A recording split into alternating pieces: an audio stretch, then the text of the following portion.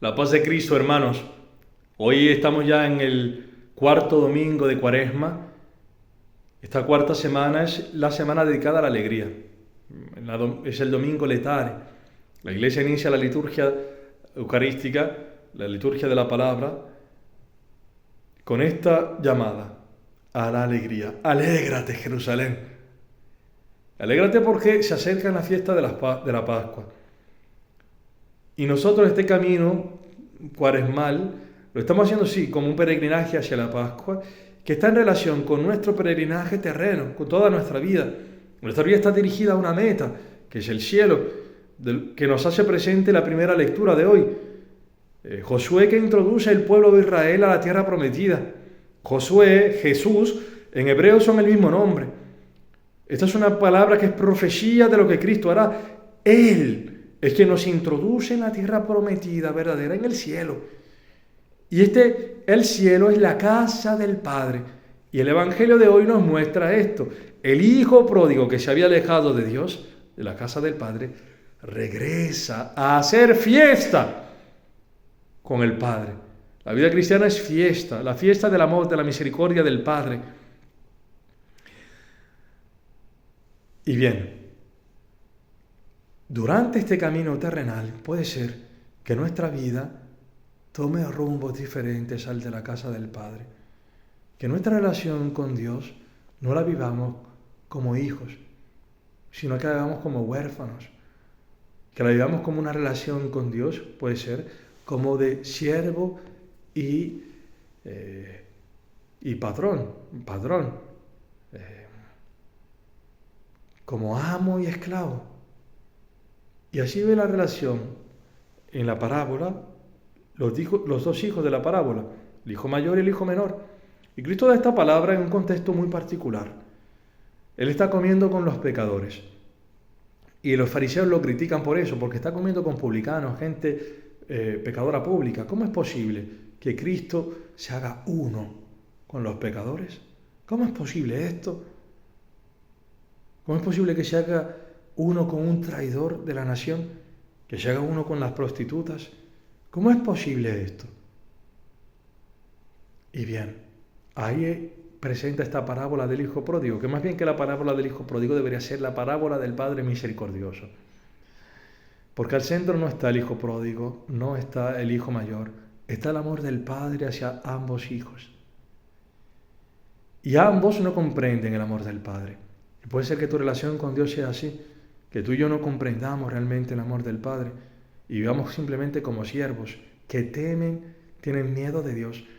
El hijo mayor tiene miedo de su padre, cumple los mandamientos como un servidor, porque al final piensa que el padre es un amo severo, que si peca, el padre lo castigará, le dará sus bastonazos. ¿Cuántas veces quizás te ha pasado a ti que estás pasando por un sufrimiento, por una cruz, y te atreves a pensar que es un castigo de Dios? Y te pones a pensar, pero ¿y qué mal he hecho yo para merecer esto? Como si el Padre fuese un amo que está esperando que tú te equivoques para darte un garrotazo. ¡Qué imagen horrible de Dios! ¡Horrible! Y la parábola de hoy nos muestra que Dios no es así.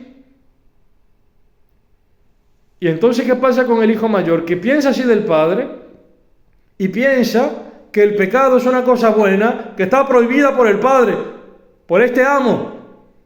Entonces tiene miedo de pecar, no porque el pecado sea malo, no porque el pecado lo aleja de la casa del Padre, sino porque tiene más miedo de que el Padre lo castigue. Y entonces, ¿qué hace? Que juzga a aquellos que sí hacen lo que él quisiera hacer, que es pecar. Como ha hecho el hijo menor, el hijo pródigo, que no ha tenido miedo de esto, de que el Padre lo castigue. A mí qué me importa. El hijo pródigo que ha hecho lo que muchas veces tú y yo hemos hecho. El hijo pródigo le ha pedido al Padre la herencia. Y la herencia se pide cuando el Padre está muerto. Lo que le ha dicho el hijo pródigo, cuando ha decidido hacer su vida como a él le ha dado la gana, no siguiendo reglas, no siguiendo lo que a mí la iglesia me ha dicho, lo que los curas, los presbíteros me han enseñado. ¿Qué me interesa eso? Hago yo la vida mía como yo creo que me sirva. Porque si yo no veo el amor de Dios, del Padre, en cierta manera estoy obligado a buscar el amor donde sea. Entonces, ¿qué hace el hijo pródigo? Le dice al padre: para mí tú estás muerto, dame la herencia que me toca, yo hago mi vida como me da mi gana. Y pierde su vida pródigamente en los pecados, en los vicios. ¿Por qué tantas jóvenes dan su cuerpo al primer pobre que aparezca allí? Al primero que le ofrezca un poco de cariño, quiéreme. Y dan su virginidad, dan su cuerpo, su vida, por un poco de afecto, mendigando ser amadas. Tantos jóvenes perdidos en la pornografía, en la vida sexual así disparatada, buscando ser amados. Y quizás tú y yo podemos juzgar a estas personas así. Quizás juzgas tú a tu marido que quizás bebe mucho y piensas: bueno, este la pasa bien y después yo sufro, teniendo que aguantar la consecuencia de este borracho. O quizás juzgas a tus hijos que están perdidos en las drogas y piensas: bueno, esto lo están pasando bien y yo aquí sufriendo. Y juzgamos a las personas que quizás están tirando su vida en fiestas, parranda, alcohol, droga, sexo, rock and roll, y pensando: bueno, esta se la pasa muy bien en la vida y yo aquí sufriendo, tratando de hacer las cosas bien. Mira cómo les va bien y tienen quizás hasta carros buenos y demás porque venden droga y demás. La están pasando muy bien y yo sudando la gota gorda, sufriendo. Y pensamos así. Dios no piensa así. El hijo pródigo hará experiencia en su carne de esto. Que viviendo su vida según su propia voluntad, viviendo su vida en los placeres, en el pecado, ha encontrado la muerte. Se ha degradado a sí mismo. El hijo pródigo terminará pascolando cerdos. Para un hebreo es la cosa más horrible. Un hebreo considera a los puercos como animales impuros. Y en él terminará pascolando animales impuros. E incluso bajará todavía más.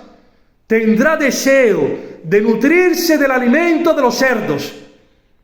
Y esa es la experiencia que el demonio quiere muchas veces que tú y yo hagamos. Que tengamos deseo, y perdónenme la palabra, de comer mierda. De nutrirnos de la basura del mundo. De la basura que nos ofrece el mundo, que no nos sacia a nadie. Que más aún, que no nos sacia, sino que nos lleva, y eso quiere llevarnos el demonio, a despreciarnos a nosotros mismos. A tenerte a ti mismo por poca cosa. Al mejor postor, lo que sea por experimentar un poco de amor. Y al final terminas teniendo asco de ti mismo.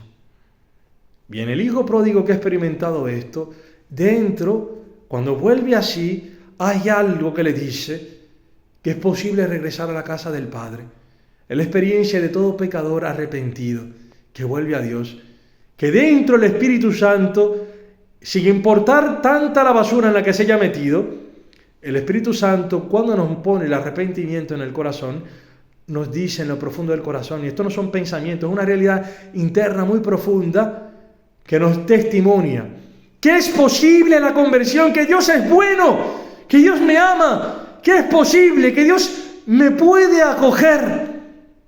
Y el hijo pródigo que tiene esta experiencia en el corazón, regresa a la casa del Padre, aún sin comprender de verdad el amor del Padre. Pero algo le dice que es posible la conversión, que es posible regresar a la casa del Padre. Y piensa regresar pidiéndole al Padre que lo trate como uno de sus servidores.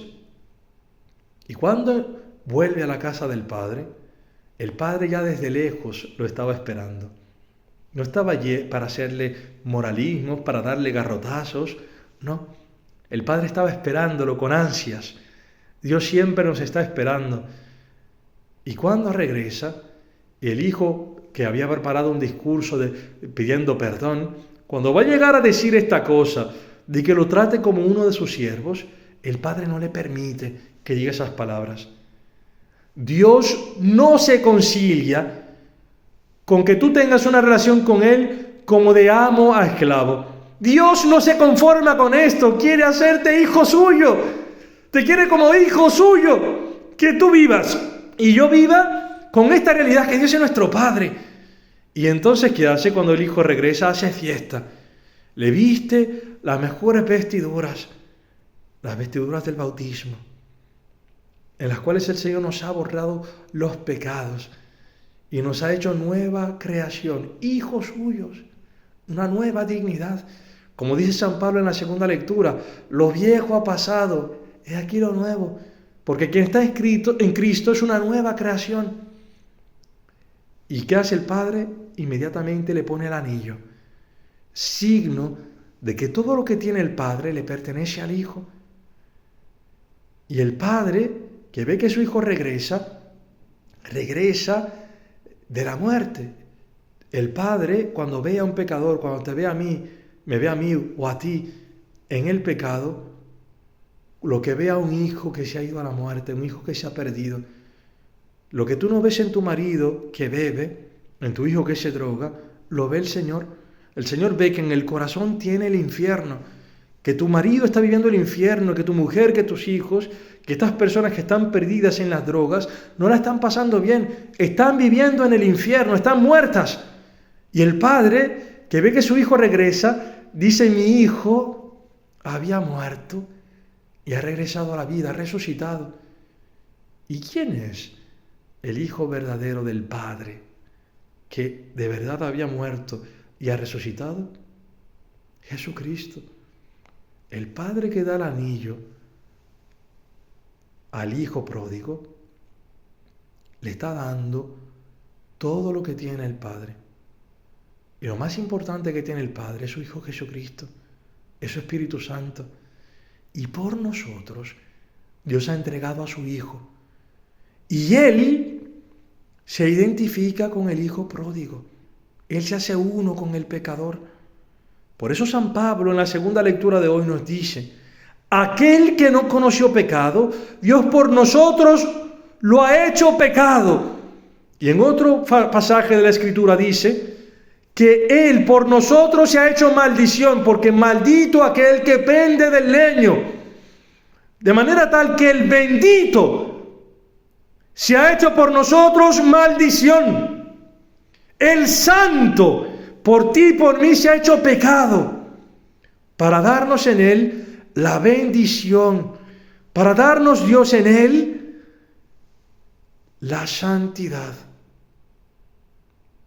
para darnos la gracia de su resurrección. Este animal cebado que el Padre mata, sacrifica para hacer fiesta con su Hijo, al final de cuentas, nos habla del sacrificio de Cristo, para que tú y yo, esclavos, simples criaturas, entremos a la fiesta del amor del Padre, recobremos la vida. El Padre no se ha reservado a su único Hijo, y aquel que es verdaderamente Hijo, por nosotros lo ha entregado para que tú y yo seamos hijos verdaderos del Padre. No por naturaleza, sino por adopción. De manera tal que tú y yo participemos en la naturaleza de Dios, de este amor descomunal, este amor gratuito, que no tiene medida. La medida es la cruz, amor total.